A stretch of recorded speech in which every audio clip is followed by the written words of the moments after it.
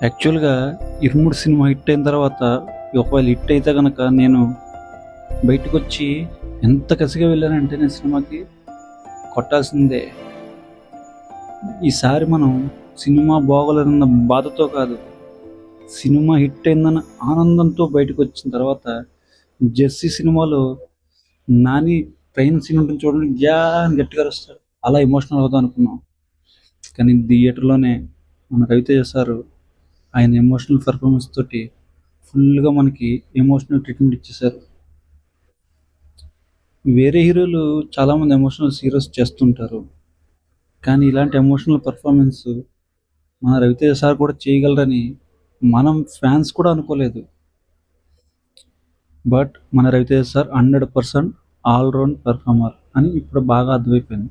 ఇంతకుముందు కూడా నార్మల్ సీన్స్‌కి, యాక్షన్ సీన్స్‌కి కన్వర్ట్ ఈజీగా కామెడీ అవన్నీ బాగా చేసేస్తారు చాలా ఈజీగా. కానీ ఇంత ఎమోషనల్ బాండింగ్‌గా కనెక్ట్ అవుతూ మనని కూడా ఆ సీన్స్‌లో తీసుకెళ్ళేటువంటి న్యాచురల్ యాక్టింగ్ చేశారు 'రవితేజ' సార్. ఇంకా కడుపు బరువెక్కువైపోయింది. ఇంక మొత్తం ఇంక కళ్ళలో నీళ్ళు లాస్ట్‌లో ఏం కనిపించట్లేదు నాకు. మొత్తం బ్లర్ అయిపోయింది.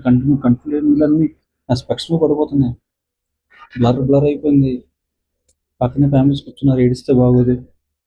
ఇంక తట్టుకోలేకపోయాను ఇంకా. వెంటనే ఇంక నేనింక emotional ride. After long time థియేటర్‌లో ఎమోషనల్ రైడ్‌గా సినిమా చూడడం అంటే ఇదే. ఎప్పుడో 'వెంకటేష్' సార్ సినిమాలో చూసాం ఇలాంటివి.